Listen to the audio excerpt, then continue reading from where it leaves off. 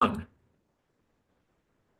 good afternoon, producer Susan. How are you doing today? I'm doing great, Jersey Joe. How are you? I'm good, thanks. So, have you had to mow your lawn again since we talked last Oh time? yeah. Oh, yeah. Yeah. Just once?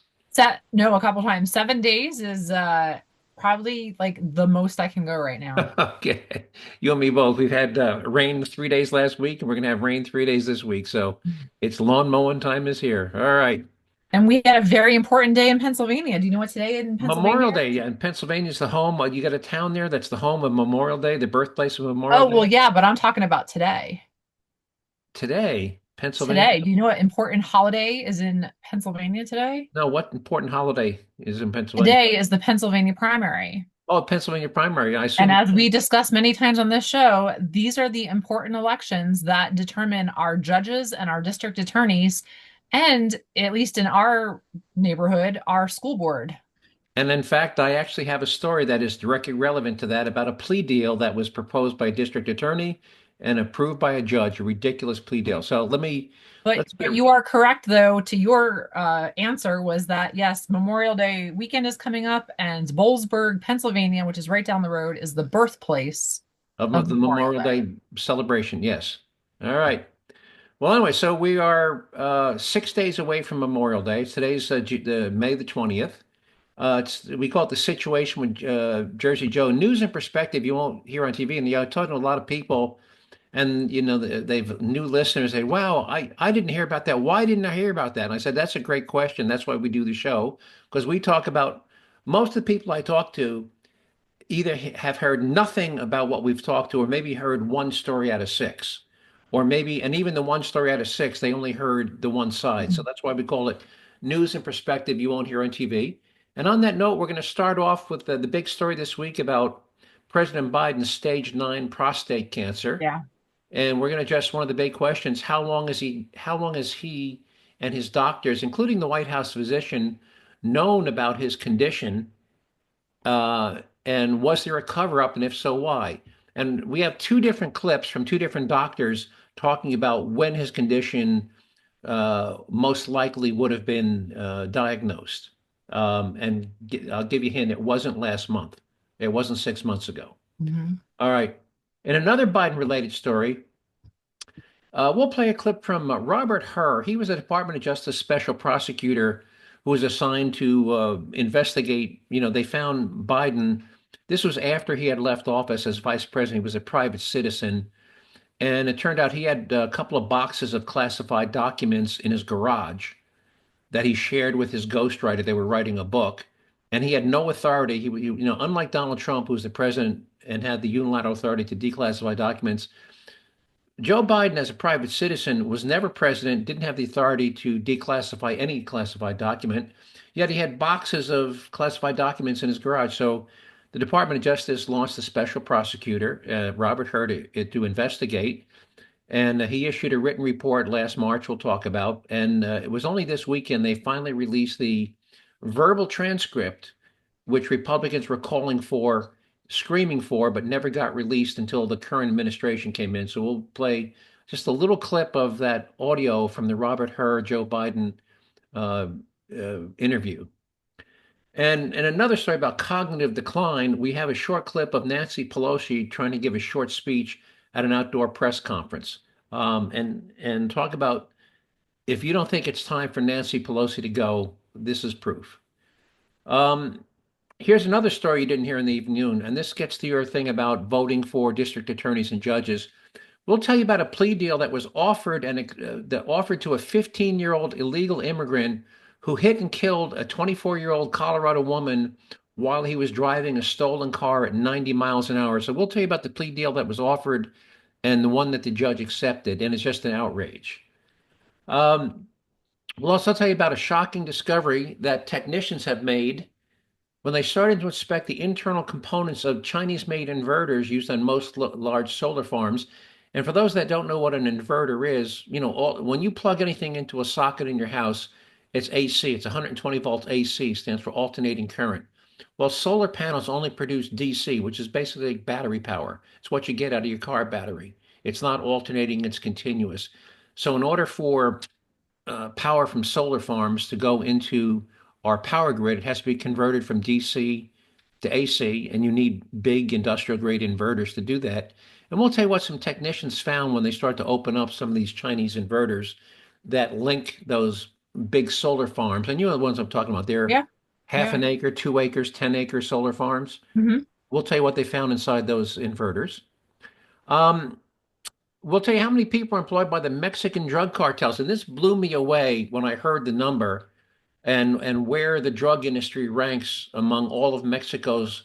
Now, Mexico's an oil industry, they got a tourism industry, they got a telephone industry, they got automobile manufacturing. We'll tell you where the Mexican drug industry ranks among Mexico's largest industries. And if time permits, we'll tell you about how a scheme that virtually all states have been using to get the federal government to reimburse them for more than 100% of their true Medicaid expenses. Can you imagine you're a state and you spend $1 million on Medicaid and you get back 1.1 million for the $1 million you Yeah. spent? How does that work? How does that work? Because by the way, states are supposed to pick up no less than 10% of their own expense, but it turns out states are actually making money on Medicaid when they're supposed to be Mhm. doing a cost sharing. And last but not least, our taxpayer relief comes to us not from Texas, but from Florida, where a homeowner confronts three armed intruders, killing two and wounding the third. All right, so let's go on to Biden's prostate cancer. I saw this. Now, I had already read several reports and listened to watched some videos of well-respected oncologists, doctors talking about, how you don't go from stage 9. It takes 5 to 7 Well, and, years. and let's clarify it that the Gleason score is stage 9. He's in stage 4 cancer, but a Gleason score, they rate that on a Right. scale of 1 to 10. So it's a Gleason score of 9. 9, but But it has stage 4, right. metastasized, so it's stage 4. Right, metastasized, which means it's spread to his bones. Right. Anyway, so I watched a whole bunch of doctors, and they're all saying, yeah, you don't get to a Gleason score of 9 or stage 4 Mhm. in 6 months, 12 months, even 18 months. So when I saw this interview on CBS this morning, and this was on CBS Eye in America this morning, Mhm. um, and this is their co-anchor John Dickerson talking to a woman doctor, Dana Rathkoff.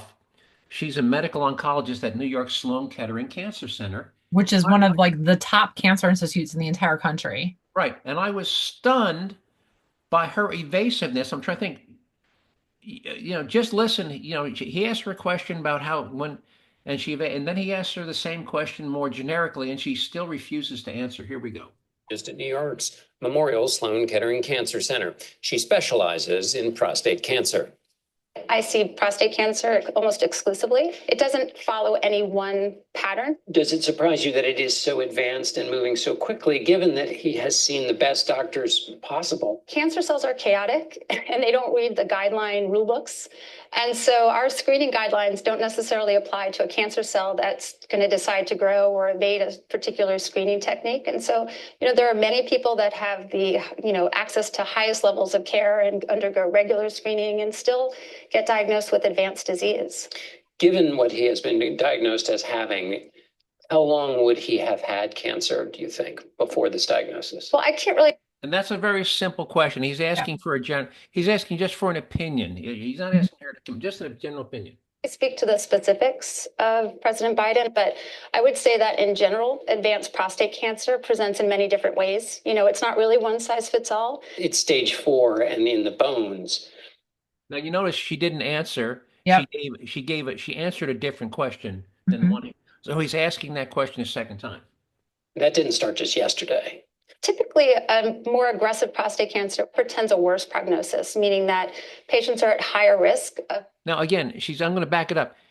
She's answering a question he didn't ask. I'm going to back it up. Listen to him ask the second question. That didn't start just yesterday. Typically, more aggressive prostate cancer. Stage 4 and in the bones. That didn't start just yesterday. Typically, more aggressive prostate cancer portends a worse prognosis, meaning that patients are at higher risk of having cancer grow quickly and or having cancer spread outside of the prostate. And when cancer spreads outside of the prostate to other parts of the body, we consider that metastatic. And so the most common place for prostate cancer to metastasize to is in fact the bone. So if you were presented with a person with this case, you wouldn't say, oh, they missed it. No, I would not say that. And so, John, for men over. Okay, but so now I don't know why she was so evasive. You can say, well, in general, it's, X to Y or whatever. Mhm. Now, in contrast, here's another doctor. This guy, doctor, he's a Dr. Zeke Emanuel, and this, by the way, is on MSNBC, which, is very, very incredibly liberal. And this is Joe Scarborough.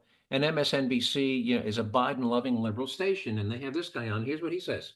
If it is likely, if this prostate cancer has spread to the bone, that he could have had it for up to a decade, but certainly it's likely. Would it be fair to say it's likely to have had this for at least several years? Oh, more than several years. You don't get prostate cancer. I just want to stop you. So this is not speculation. If you have prostate cancer that is spread to the bone, then he's most certainly, you were saying, had it when he was president of the United States. Oh, yeah. He did not develop it in the last 100, 200 days. He had it while he was president. He probably had it at the start of his presidency in 2021. Yes, that I don't think there's any disagreement about that. And I'm just curious again, if your doctor to a president of the United States that is a male, that is an older man, would a prostate test, and again, we're just talking about a PSA screening, a blood test that you could do along with all the other blood tests. And so it's not even that it would be intrusive. Would this not be one of the first tests that you would conduct as a White House doctor? If you're a White House doctor in this situation, I think you would certainly discuss it with the president and talk about the pros and cons. I think if you then ask, well, if President Biden says, well, if I'm your father, which patients often do, what would you recommend? I think the fact is that most White House doctors would recommend getting the test. And again, but there is no con. I mean, I have a physical every year. Yeah. They take my blood to test for a whole bunch of other things. And PSA is just one more box they check on the blood test form. It's not like a second special blood draw. They draw, 2 vials of my blood and I don't know what they use them for, but it's just an extra box they check, PSA. Well, between, the PSA score, like you said, is just a simple blood test, which probably every man over the age of 70 gets routinely at their physical. And then also I'm assuming that, with this stage of cancer, his white blood cells would have been, indicative of some sort of something going on in his body that would have warranted additional tests. So clearly somebody knew. Right. So now, I feel very sorry for President Biden. And I think it's sad, that a man with, and this is probably going to be, probably what kills him. And I feel very bad about that. What I'm angry about is the people around him and even the White House physician. I remember quite distinctly last summer, the White House physician coming out, saying, well, I've been authorized by the president and, he's in perfect health, blah, blah. God, bullshit, he's in perfect health. I am angry at this gets, and we're going to talk about when we play the Robert Hur clip next, about everybody around him knew that his cognitive abilities were declining. He was starting to early onset dementia, and that, several people had to know he had advanced prostate cancer. I'm angry at the people who coordinated the cover-up. And I don't know if you feel like me, if this was... cognitive issues aside, because assuming he probably has had prostate cancer for many months, if not years, had this been caught early, which it probably was caught early, I'm assuming somebody knew something, you can live a very long, healthy life without your prostate. Yeah, yes, absolutely. Had it been removed early, right. There's a lot more going on here. Like, why? Somebody must have known something, and why wasn't it treated earlier? And if you catch it early enough, you don't even have to move the prostate. You can just treat it with targeted radiation Yeah. and kill it.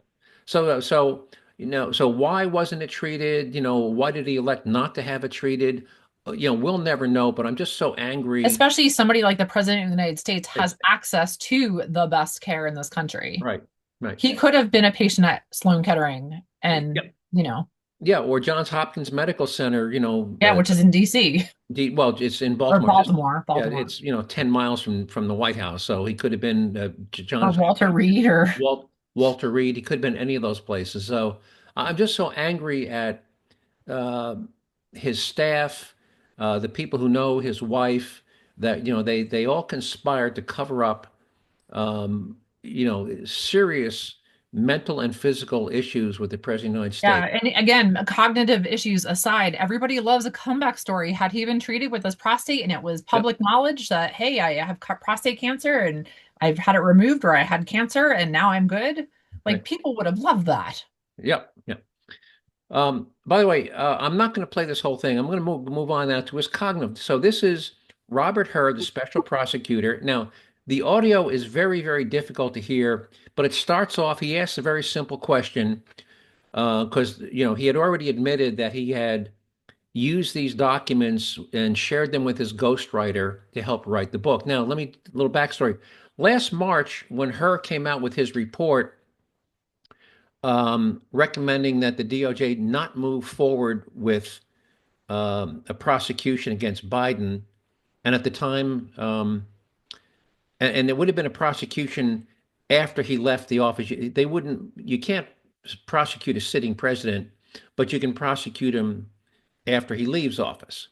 So the whole thing was, should Biden be prosecuted? And Hur came out with a report in March of last year saying, although the president did, definitely break, these federal statutes, blah, blah, blah, I recommend we do not prosecute, then we do not move forward with a prosecution, because President Biden, if went to trial, would come across to the jury, and this is a quote, as a elderly man with a bad memory. And the reason that's important is that to be convicted of a crime, there has to be intent.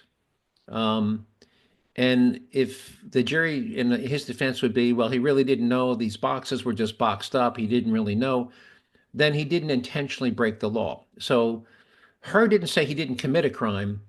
Hur just said it's doubtful we could get a conviction because he would come across to the jury as an elderly man with a bad memory. Well, the Democrats, and the press, they just went ballistic, and because of course at that time Biden was at that point the Democrat nominee for president in the upcoming election that was 6 months away. They excoriated him. They crucified Hur. He doesn't know what he's talking about. Biden's sharpest attack. And by the way, and the Republicans wanted to hear the actual audio.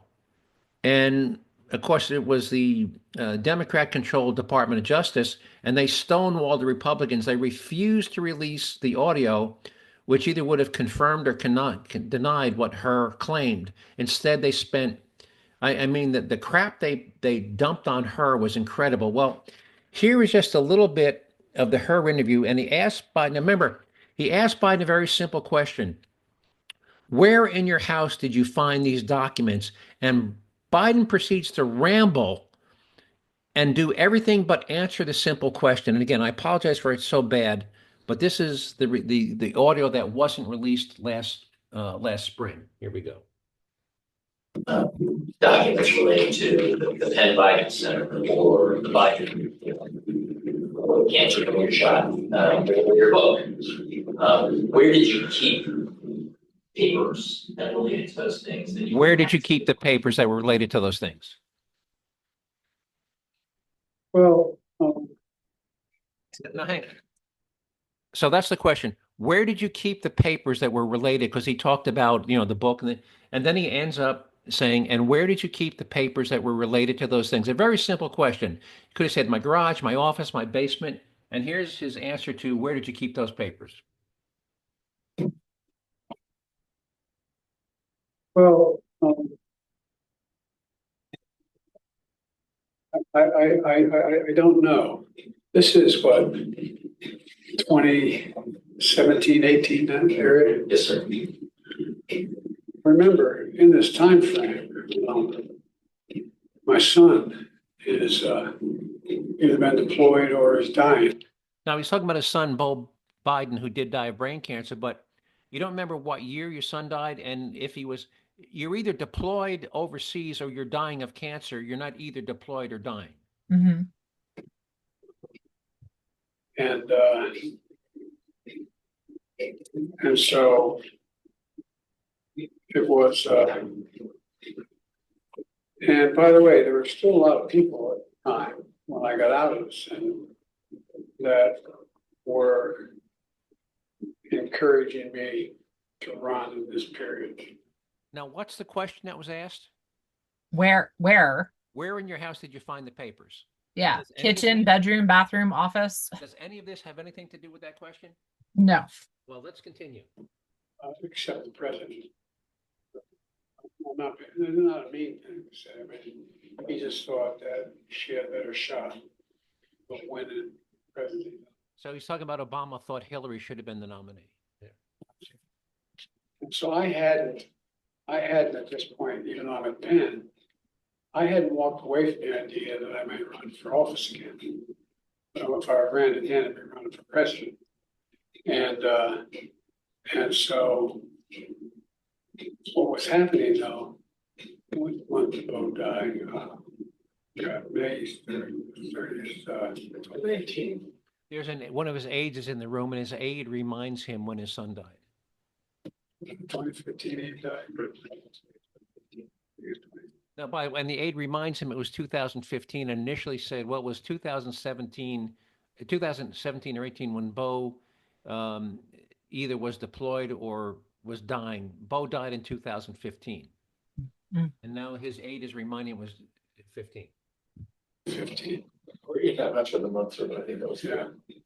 That's right, Mr. President. And what's happened in the meantime is that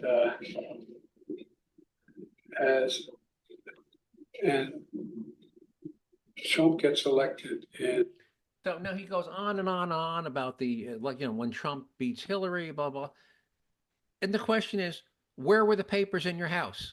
And he's been talking now for over 2 minutes, and he talks for another 2 minutes and never answers it. He talks about, and well, then I had to take this trip to Mongolia, and they set up they gave me a bow and arrow, and I was shooting arrows at this targets, on hay bales. It is just pathetic. And well, now you understand why the Democrats jumped all over her and why they didn't want this audio, because clearly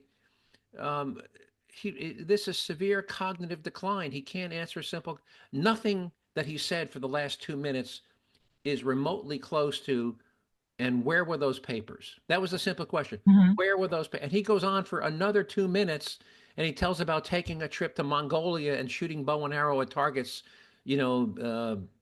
tacked to a hay bale. I mean, it's just so sad. Anyway, anybody who wants to listen to the full interview, you can find online. Just do the. And I can post it to the website tomorrow. Right. And it's the Biden-Hur, H-U-R interview, or you'll find it. Producer Susan will put it up on the JerzeeJoe.com website. But that's how sad, that's how bad his cognitive decline was. Now, on the topic of cognitive decline, let's talk about somebody else who should have retired from Congress. This is Nancy Pelosi. She's at some event where they're unveiling some new federal project, and she's there giving like a groundbreaking speech. Well, here's Nancy trying to get the words out, and this is like a minute and a half speech she's supposed to be giving. Thank you very much, Mr. Swallow, for bringing us together on this for this very important initiative, because that was the day we were by law supposed to, and we did, accept the numbers from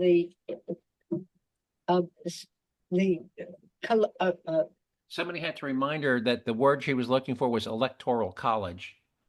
That's when she's saying we were supposed to accept it, but she couldn't even remember electoral college. electoral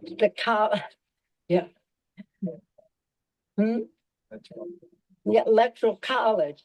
spent a good deal of time with the police officers. It's about a decision that was made to ignore the recognition to our police officers. It was one that came with such fears and defecation. Damn, she talking about. Thank you. Anyway, I mean, she keeps people her age are whispering things at her, and they're whispering electoral college, and she doesn't hear them. And well, that's Nancy Pelosi. How long, do you think she has any business being in Congress right now? Yeah, she's currently 85 years old. And, I don't care how old you, this is not age discrimination. I think that everybody needs to have a cognitive test. Yeah. Yeah. And trust me, Nancy Pelosi is, if this was a race, who's the most cognitive decline, she's not to Biden's level yet, but she's closing the gap pretty fast. So hopefully she's not running she's in the House, which is every 2 years. So hopefully she won't run for re-election in 2026 because Nancy, your time is well, at that point she'll be 87, Right. Okay. How much time we got? You have about 10 minutes. All right. So all right, we talked about the elections and how important Yes. District attorneys and judges are. Well, here's a story I know you didn't hear about on the evening news. So in July of last year, there was a 15-year-old illegal alien in Denver. He was driving a stolen car at 90 miles an hour with no driver's license, and he hit another car driven by a 24-year-old woman named Caitlin Weaver. And at the time, the district attorney in place assured the woman's father that there would be no plea deal. Well, of course, last November we had elections, and that district attorney got voted out. Well, the new attorney for Arapahoe County, because this actually took place in Aurora, which is a suburb on the east side of Denver, the new district attorney offered the driver a plea deal. You want to guess how much? Now he's 15, so even if he was tried as a juvenile, they could have kept him in juvie till he was 18, 2.5 years. You want to know how much jail time the district attorney included in the plea deal? I'm going to say 6 months. How about no jail time and 100 hours of community service? Wow. You're driving a stolen car 90 miles an hour. You're an illegal immigrant driving a stolen car at 90 miles an hour, and you hit and kill a 24-year-old woman, and the district attorney offers you a probation and 100 hours of community service, and the judge accepts the plea. For murder. It's vehicular homicide. It is vehicular homicide. At minimum, he should have been in juvenile detention until his 18th birthday, at which point then he should be deported. Right. And here's the other question. How come you didn't hear about this outrage on CBS, Good NBC? question. Yeah. That's why we call this News and Perspective. You won't hear on TV. I think this. And we talk about this too in places like San Francisco, where the district attorney has decided that, what is it, $1,000 threshold, that anything under $1,000 is not a crime. It's a ticket. Well, you get a ticket. Ticket. Yeah. So there is no incentive to not steal and shoplift. Yep. And remember last week we played the clip of the woman saying it's okay to steal from Target. It's not stealing, it's resourcing. Yeah, because there's no penalty. No penalty. You're not stealing. And now there's no penalty for murder. Yeah, 100 hours community service. And New Jersey has a very important year primary coming up because Phil Murphy is term limited. He's done. Yeah. And no matter what, New Jersey's getting a new governor. So y'all need to get out and decide who's going to be on the ballot come November. Right. And it'll be unusual. Most elections are in even years, but New Jersey is having an odd year election. We're having our governor this November 25. Anyway, but I think one of the bigger, I think the story is, why wasn't this covered? Because this, I think, is an outrage. Absolutely. Why didn't any network cover this story? By the way, Fox News covered it. They were the only one. But yeah, for vehicular homicide, he should have been in juvenile detention until his 18th birthday, at which point he needs to be deported. Yep, at a minimum. So again, folks, you didn't hear it. If you want to read the whole story, producer Susan will put it up on the website. And you have the district attorneys and the judges to blame for this. Yep. And we've had, remember last year we talked about the janitor that raped the girl 9 times? Yeah. and they let him off with like time served or something. Yeah, again, district attorneys and judges make Oh, I these remember. decisions. If I remember that case, he didn't even plead guilty. He pleaded no contest, which means he didn't have to register as a sex offender. Yeah, Remember that story? He was a which he school absolutely janitor, should have been. and he raped this girl, Yes. like she was a 12-year-old girl, raped her Yep. nine. No, I'm sorry. I think she was a 9-year-old girl, and he raped her a dozen times. Mhm. And he pleaded no contest, got time served, and didn't even have to register as a sex offender. All right. Let's move on to inverters. So an inverter, again, when you have DC power, like from a battery or solar panel, and you want to put it into the power grid, you have to convert it to AC or alternating current. And well, to do that, you have to use a device called an inverter, which, turns it from steady state to AC. And most of these big industrial size inverters come to us from China. Well, they're made in China. Now, over the past several months, U.S. technicians have been disassembling and inspecting some of the internal components of those inverters. And here's a quote from a story that you'll find that we'll put up on the website. It says, while inverters are built to allow remote access for updates and maintenance, utility companies that use them typically install firewalls to prevent direct communications back to China. However, rogue communication devices not listed in the product documents have been found in some Chinese solar power inverters by U.S. expert who stripped down equipment hooked up to grids to check for security issue. Over the past 9 months, undocumented communication devices, including cellular radios, have been found in some batteries from multiple Chinese suppliers, one of them said. Now, you can only speculate as to the motive of the Chinese government for including those additional and unlisted communication devices and inverters, but isn't that scary as hell? Yeah. Particularly in some places where solar panel farms make up a quarter Yeah. of a county's power supply. It's just scary as hell. And clearly it's not by accident because these things are covert. They didn't get in there by accident. They don't serve any function. I mean, you don't put a cellular radio inside of an inverter and don't include it on the documentation. So, and again, you'll read it's a Reuters, Reuters story. And producer Susan will put the link up. Now, let's talk real quick about how large is the Mexican drug trade. I was stunned. New research have come up with an estimate that 175,000 people are employed by the cartels, which would make the country's fifth largest employer. Can you imagine the drug industry being country's? Now, let's put 175,000 in perspective. Your typical football stadium holds about 60,000 people. So that's unless roughly, you go to Penn State. No, let's not do it. But your typical pro team, 60,000 people. So that's 3 football stadiums full of people. 175,000 people are in Mexican drug trade industry. All right, 5 minutes. How much time I got? Oh yeah, no, you have less than 5 minutes. All right, then we're going to skip the how states are laundering money. We'll go right to our taxpayer leave shot. All right, why do we call them taxpayer leave shot? Well, here's the sheriff of Santa Rosa County, Florida. There we go. If somebody's breaking in your house, you're more than welcome to shoot them in Santa Rosa County. We prefer that you do, actually. Hopefully, you'll save the taxpayers money. All right, so here we go, 3-on-1. Well, 2 men are dead after an alleged home invasion in Pasco County. Investigators say the homeowner shot and killed them as they tried to break in. A third intruder was also shot and is now facing charges. ABC Action News reporter Eric Waxler sorting through all the details of exactly what happened out there. Eric?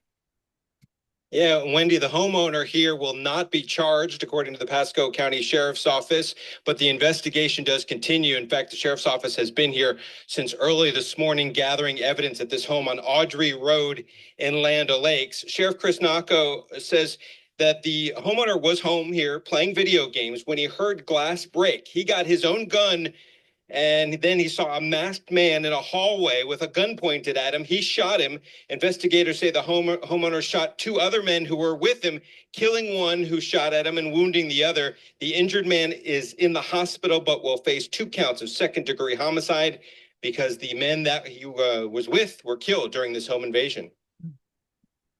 Second Amendment allows you to protect yourself by carrying and bearing arms.